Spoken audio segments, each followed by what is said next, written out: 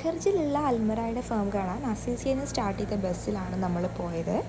And അത്യാവശ്യം ഫാമിലീസൊക്കെ ഉണ്ടായിരുന്നു. First നമ്മൾ കയറുന്നത് അവരുടെ എൻട്രൻസിലേക്കാണ്. അപ്പോൾ വന്നവർക്കൊക്കെ അവർ നല്ലൊരു വെൽക്കം ഡ്രിങ്കും അങ്ങനെയുള്ള കാര്യങ്ങളൊക്കെ കയറിയപ്പോൾ തന്നെ അവർ തന്നിരുന്നു. ഇതവരുടെ ഒരു ഇൻഫർമേഷൻ ബോർഡാണ്. റിസപ്ഷനിൽ ഇരിക്കുന്ന ആളിനോട് കിട്ടിയ സമയത്ത് ഞാൻ ജസ്റ്റ് ഒന്ന് കത്തി വയ്ക്കാൻ വേണ്ടി പോയതാണ്. ആൻഡ് ഈ കാണുന്നതാണ് ജെയിൻ. പുള്ളിയായിരുന്നു നമ്മളുടെ കംപ്ലീറ്റ് കോർഡിനേഷൻ. ആൻഡ് ആളുകളൊക്കെ അങ്ങോട്ടും ഇങ്ങോട്ടുമൊക്കെ പരിചയപ്പെടുന്നുണ്ട്, സംസാരിക്കുന്നുണ്ട്. എല്ലാവരും അത്യാവശ്യം ന്യൂ ആണ്, നമ്മളങ്ങനെ കണ്ടിട്ടില്ലാത്ത കുറേ ആൾക്കാരാണ് അവരൊക്കെ. ആൻഡ് ആദ്യം തന്നെ അവർ നമുക്കൊരു ഇൻട്രൊഡക്ഷൻ ക്ലാസ്സാണ് തന്നത്.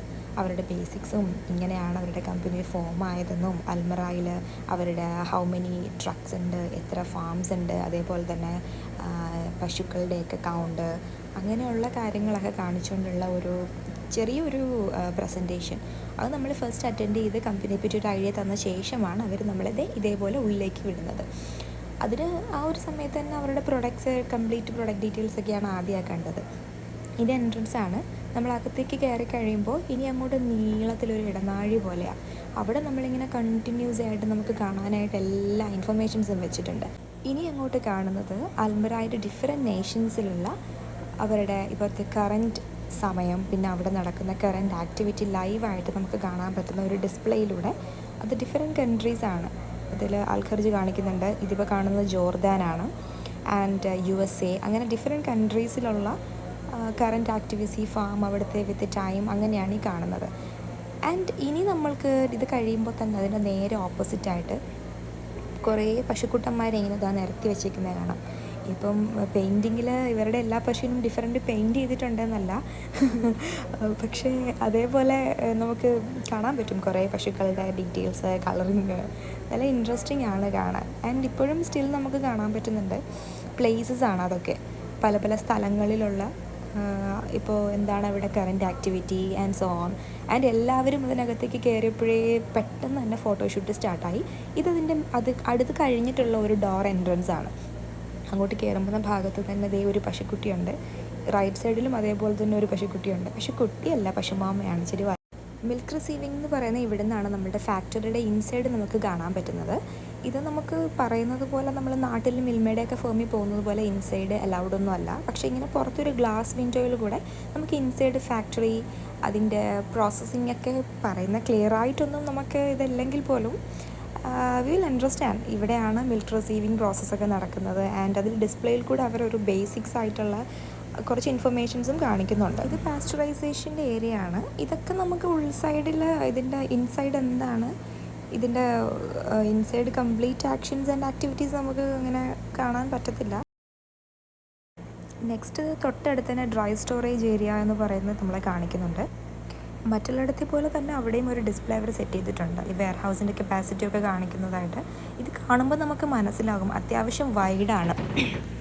നല്ല വൈഡായിട്ടുള്ള വലിയൊരു ഏരിയ തന്നെ അതിൻ്റെ ഉള്ളിലുണ്ട്. പിന്നെ ആ സൈഡിൽ കൂടെ ഇങ്ങനെ ഒരു ചെയിനിൽ മൂവ് ആവുന്നത് ലബാനോ അങ്ങനെ എന്തോ ഒരു പാക്കിംഗ് ആണ് ആ പോകുന്നത്. അത് ഇത്രയും ദൂരത്ത് നിന്ന് ക്ലിയർ ആയിട്ട് കാണുന്നില്ലായിരുന്നു. അപ്പം ഞങ്ങൾ അതിന് തൊട്ടടുത്തുള്ള വിൻഡോയിൽ പോയിട്ട് അങ്ങോട്ട് എത്തിക്കുത്തി നോക്കുന്ന ഷോട്ടാണ് ഈ കാണുന്നത്. അപ്പോൾ ഇവിടെ നമുക്ക് കാണാൻ പറ്റും ഇത് വന്ന് പാക്ക് ആവുന്ന ഒരു വെയർ ഹൗസിൻ്റെ എന്തോ സെറ്റപ്പുകളാണ് ഇതിനകത്തിൽ നമുക്ക് കാണാൻ പറ്റുന്നത്. വെയർ ഹൗസിൻ്റെ അത്യാവശ്യം നല്ല സ്പേഷ്യസ് ആണ്. ഇനി ഇതിൻ്റെ ബാക്ക് സൈഡിലേക്കുണ്ട്, ബട്ട് അവിടേക്ക് ഇപ്പം അലൗഡ് അല്ല എന്നാണ് പറഞ്ഞത്.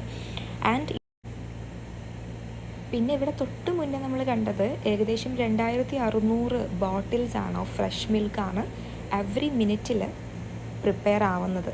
അതിൻ്റെ ഒരു ഏരിയ ആണ് ഈ കാണുന്നത്. താഴെയൊക്കെ ഇങ്ങനെ റൗണ്ട് ചെയ്ത് പോകുന്നത് കാണാൻ പറ്റും. ബട്ട് അത് മിൽക്കല്ല, അത് ലബാനാണ്. ലബാൻ്റെ ചെറിയ ബോക്സസാണ്, ചെറിയ ബോട്ടിൽസാണ് ആ പോകുന്നത്. ആൻഡ് അതിന് തൊട്ടടുത്ത് തന്നെ നമ്മളിപ്പോൾ കാണുന്നതും ലബാൻ്റെ തന്നെ ഏരിയ ആണ്. ഓരോ അവറിലും 156,000 ഓഫ് ബോട്ടിൽസ് ഓഫ് ലബാനാണ് പ്രൊഡ്യൂസ് ചെയ്യുന്നത് എന്നാണ് ഒരു ഇൻഫർമേഷൻ ഇവിടെ നമുക്ക് കാണാൻ കഴിഞ്ഞത്. പിന്നെ ഇവരെ നമ്മളെ ഹെൽപ്പ് ചെയ്യാനായിട്ടൊരു ടീമുണ്ടായിരുന്നു. പുള്ളിക്കാരനാണത് ഇപ്പം ഈ നമ്മൾ കാണുന്നില്ലേ ഈ ലബാൻ്റെ പ്രിപ്പറേഷൻ, ഇത് ക്വാളിറ്റി ചെക്കിംഗ് പ്രോസസ്സാണ് നടക്കുന്നത്. അതാണ് അവിടെ നിന്ന ഒരു ഇവരുടെ സൂപ്പർവൈസർ എന്തോ സംതിങ് ആണ്. പുള്ളി നമ്മളെ ഹെൽപ്പ് ചെയ്ത് കുറച്ച് ഇൻഫർമേഷൻസൊക്കെ തന്നായിരുന്നു. 8,000-ൽ മേലെ ട്രക്സാണ് അൽമറായുടെ inside the Saudi Arabia run ചെയ്യുന്നത് എന്നാണ് അവർ നമ്മൾക്ക് പറഞ്ഞ ഇൻഫർമേഷൻ.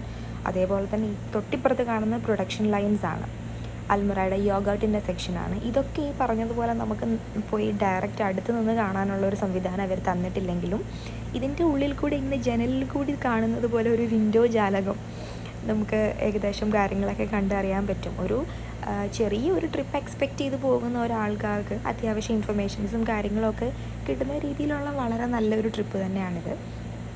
ഇതിൻ്റെ കൂടുതൽ കാര്യങ്ങൾ നിങ്ങൾക്ക് എങ്ങനെയാണ് ഇവിടേക്ക് പോകേണ്ടത്, ഇതിൻ്റെ ഡീറ്റെയിൽസൊക്കെ അറിയണമെന്നുണ്ടെങ്കിൽ ജസ്റ്റ് ഒന്ന് കമൻറ്റ് ചെയ്താൽ മതി. അതിൻ്റെ കോർഡിനേറ്ററിൻ്റെയും ഡീറ്റെയിൽസും കാര്യങ്ങളൊക്കെ ഞാൻ തരാം. So next we can see here the crate washing.